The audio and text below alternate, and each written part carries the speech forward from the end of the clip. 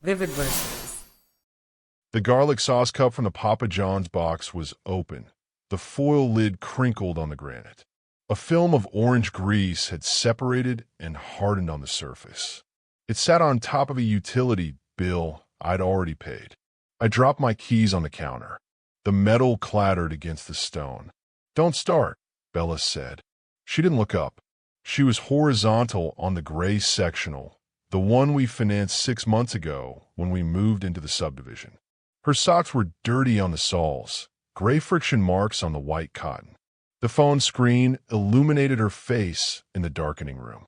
The room smelled like stale pepperoni and the chemical sweetness of cheap dryer sheets. Her thumb flicked upward, a repetitive, rhythmic motion. A loop of synthesized audio played, a high-pitched laugh, then cut off, then played again. "It's 6:30, I said. "I'm asking about the plan. That's not starting anything." "I've been overwhelmed all day," she said, staring at these four walls. "It's isolating, Arthur. You get to leave. You get to talk to people. You have the commute." I looked at the sink. The breakfast dishes were still there. A bowl with oatmeal crusting along the rim sat on top of a plate, smeared with ketchup. A fork was stuck in the drain guard. The dishwasher was empty and open, the racks dry. The stainless steel front was streaked with water spots. "We agreed on the division," I said. "I generate the capital. You manage the asset." "It's not an asset, it's a home," she snapped. She finally locked the phone and dropped it on the cushion. The silence in the room was heavy, pressurized. "You're so transactional. It's controlling. I can't breathe without you checking the timestamp on my day." I pulled my phone out. I opened the banking app. The screen was bright in the dim kitchen. Notification at 2:14 p.m. I read. Starbucks, $14.50. Notification at 3:30 p.m. Sephora, $84.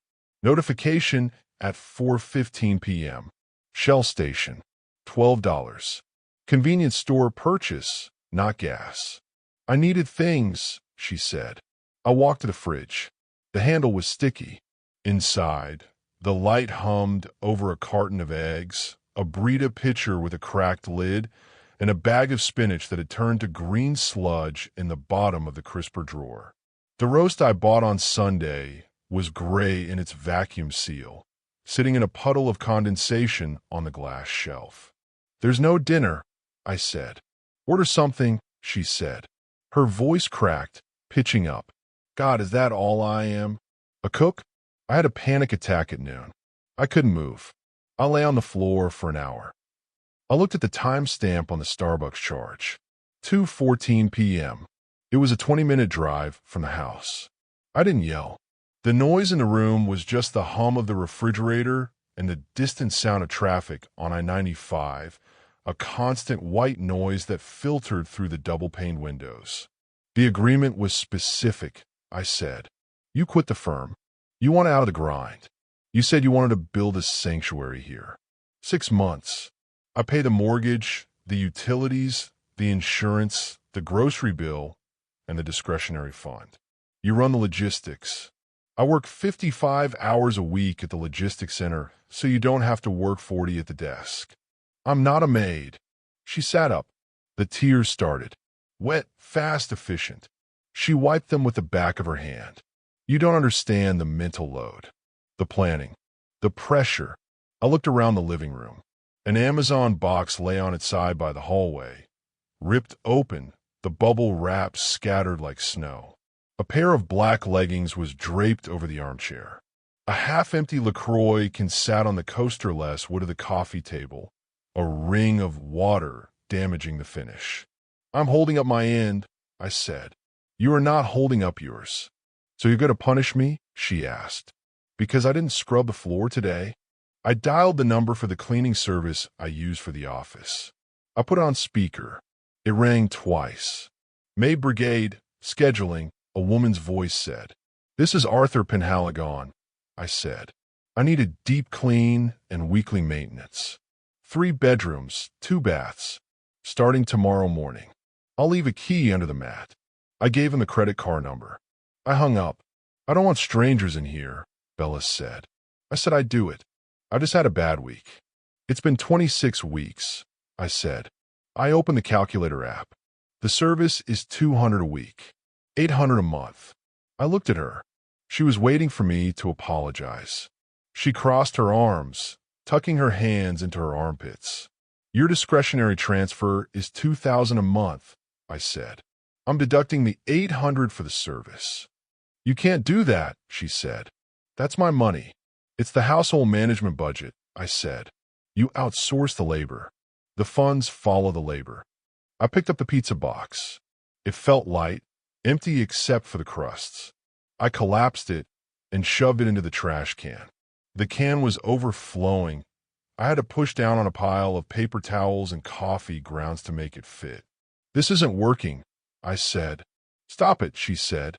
You're being cruel. I'm crying, Arthur. Look at me. The contract is void, I said. The terms aren't being met.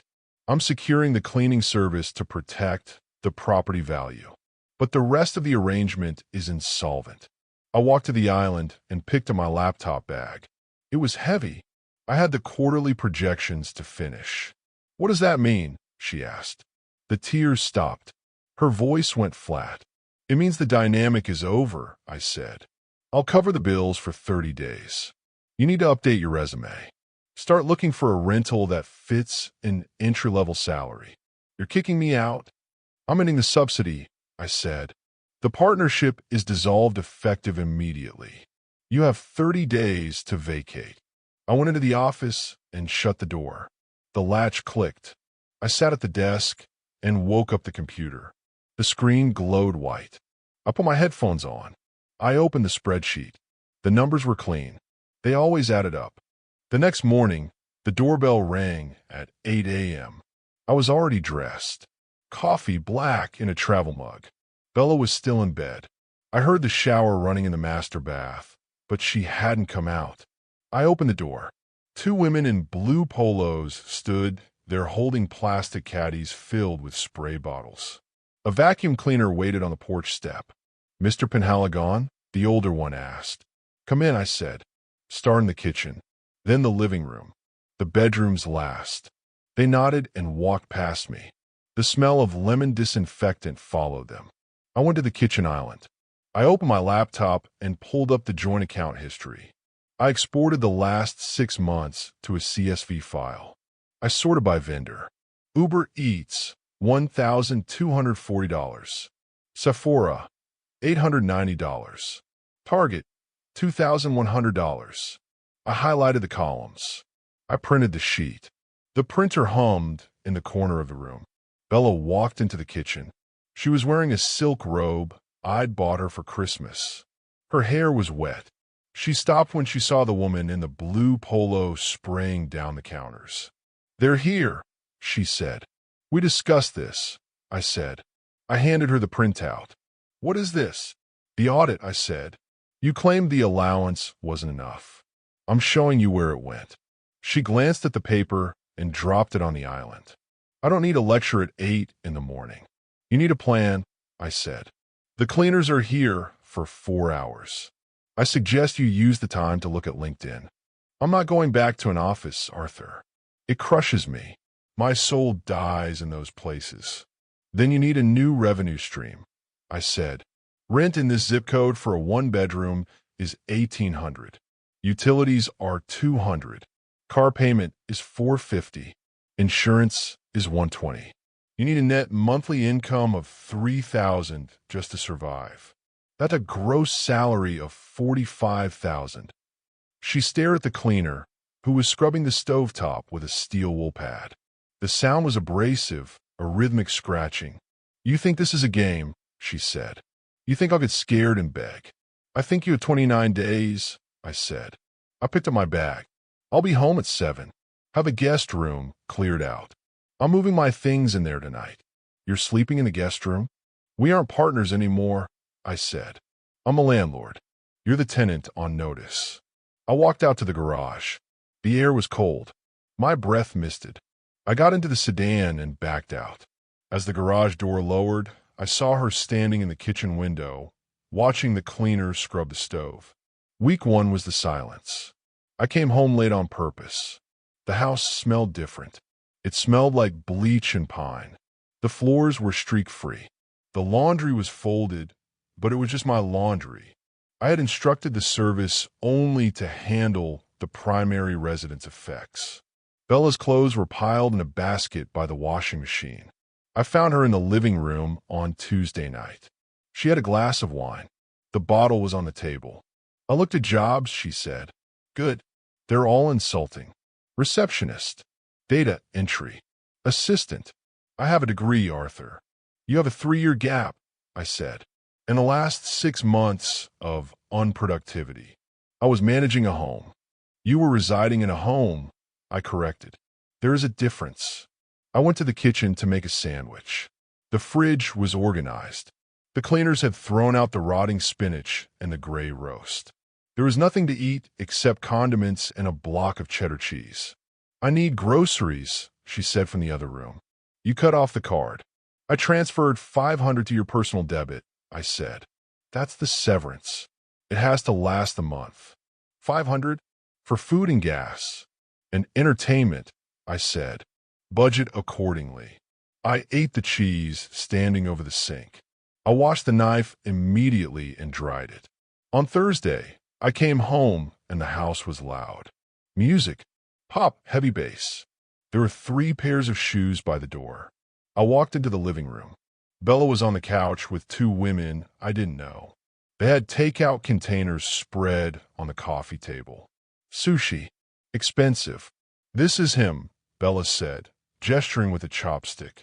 The women looked at me. One of them, a blonde with heavy eyeliner, smirked. The provider, she said. The owner, I said. Please use coasters. I walked through the room. He's serious, Bella whispered loudly. He's counting the days. That's financial abuse, the other woman said. You have rights, Belle. Squatters' rights or something. Common law. I stopped at the hallway entrance. I turned around. We are not common law, I said. We are co-inhabitants with a written agreement regarding expenses which was breached. And regarding rights, the lease is in my name. The mortgage is in my name. The car is in my name. I looked at Bella. If you damage the furniture, I said, I will deduct it from the security deposit I didn't ask for. I went to the guest room. The bed was smaller than the master. The mattress was firm. I could hear the bass thumping through the wall. I put in earplugs. I slept 6 hours. Week 2 was the bargaining. I woke up on Sunday to the smell of bacon. I walked into the kitchen. Bella was wearing an apron. It was stiff, new. She was at the stove. There were pancakes on a plate. Coffee was brewed. Good morning, she said. She smiled. It was tight, forced. Her eyes were swollen. What is this? Breakfast, she said. I wanted to show you. I can do it. I just needed a reset. The maid service, it woke me up. I get it now. She plated 2 pancakes and set them on the island. She poured coffee into my mug. Sit, she said. Please. I sat. The pancakes were burnt on the edges, raw in the middle. The bacon was limp. I canceled the service, she said. I called them yesterday. I told them we didn't need them anymore. I put the fork down. You don't have the authority to cancel vendors, I said. I'm the lady of the house, she said. She put her hand on my forearm. Her skin was warm. Arthur, baby, I messed up. I got lazy. It happens. But I'm back. Look, she gestured to the kitchen. It was clean, but only because the cleaners had been there Friday. I rehired them this morning, I said. I saw the cancellation email. I reinstated the contract. Her hand dropped from my arm. Why? Because consistency is the metric, I said. You perform for one morning because the deadline is approaching. That's not management. That's panic. I'm trying to save us, she screamed. She threw the spatula into the sink. It clattered loudly. I'm trying to be what you want. I don't want a servant, I said. I wanted a partner who managed the domestic sphere. You didn't do it. The trust is gone. It's a liability now. A liability? I'm your girlfriend. You're a dependent, I said. And I'm cutting my losses. I stood up. I didn't touch the food. I have open houses to look at, I said. I suggest you come with me. Not for us. For you. You need to see what your budget buys. I'm not going. Suit yourself. I left her crying over the pancakes. The syrup was pooling on the granite. Week 3 was the logistics. She asked for a ride on Wednesday. My car is gone, she said. I repossessed it, I said. The lease payments were coming out of the general fund. Since the fund is dissolved, the asset returns to the payer. How am I supposed to get to interviews? Bus, I said. Or Uber. Use the 500. It's gone, she said. It's the 18th, I said. You spent $500 in 18 days. Food is expensive. I had to get my hair done for the interviews. I looked at her hair. Highlights. Fresh blowout. You spent $200 on hair to apply for jobs that pay $15 an hour, I said. That is negative ROI. You're a robot, she said. You're actually a sociopath. I'm solvent, I said. I drove her to the interview. It was at a dental office. Reception. Wait for me, she asked at the curb. I have to work, I said. Call me when you're done. If I'm free, I'll pick you up. If not, check the bus schedule. I drove away. I watched her in the rearview mirror. She looked small in her blazer. She was checking her phone. When I picked her up at 4, she was quiet. Well, I asked. They offered it to me, she said. Good. $17 an hour. 8 to 5 o'clock. 2 weeks vacation. That's $35,000 a year. I calculated. Take home around $2,600 a month. It's slavery, she said. Answering phones for a guy with bad breath. It's rent, I said. I can't live on that, Arthur. You can, I said. Millions of people do. You just can't live here. We drove in silence. We passed the mall. We passed the Starbucks. She looked out the window at the passing commerce, at the things she used to buy without looking at the price tag. I found an apartment, she said quietly. Where? East Side, near the transit center. The studio, 1 bedroom. But it's small, 700 square feet. How much? 1,200. Doable, I said. Tight, but doable. They need first, last, and deposit, she said. $3,600. She turned to me. I don't have it. I kept my eyes on the road. The light turned red. I stopped. I'll advance it, I said. You will. Directly to the landlord, I said. And you will sign a promissory note. You'll pay me back $200 a month for 18 months. Interest-free. You're going to make me sign a loan agreement? Yes. Why can't you just give it to me? After everything. Because you need to understand the value of the capital, I said. Green light. I accelerated. Week 4 was the extraction. Boxes appeared in the hallway. I brought them from the warehouse at work. Cardboard, tape, markers. Start with the closet, I told her. I watched her pack. She moved slowly. She would pick up a sweater, hold it, smell it, then fold it. This was from our trip to Aspen, she said, holding a cashmere pullover. Pack it, I said. You bought it for me. It's yours. Take it. She put it in the box. What about the TV? She asked. I bought it before you moved in. It stays. The blender? Wedding gift from your sister. Take it. We never got married, she muttered. Engagement gift, then. Take it. The house began to echo. The rugs were rolled up. She claimed them. The paintings on the walls were hers. I preferred bare walls anyway. On Friday night, 2 days before the deadline, she sat on the floor amidst the boxes. The living room was almost empty. Is there any way? She asked. Any way at all? I can change. Really? I can work the job and do the house. I can do both. I looked at her. She looked tired. Reality had set in. The TikTok scrolling had stopped weeks ago. No, I said. Why? Do you hate me? No, I said. I don't hate you. But the dynamic was the product. The product was defective. You can't patch a structural failure.